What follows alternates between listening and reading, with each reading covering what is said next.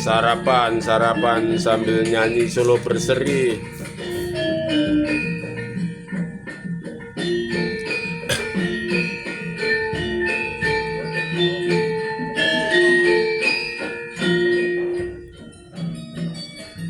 Berseri bersih sehat rapi indah, pancen nyoto prakanca kanggo srana ngunjutake Surakarta kota budaya pariwisata lan olahraga wis misuwur ning dulur dapan rangka wis genah ngundangake kutha Solo tanpa nendra kadya budaya ning bangsa mring utama berseri bersih sehat rapi indah.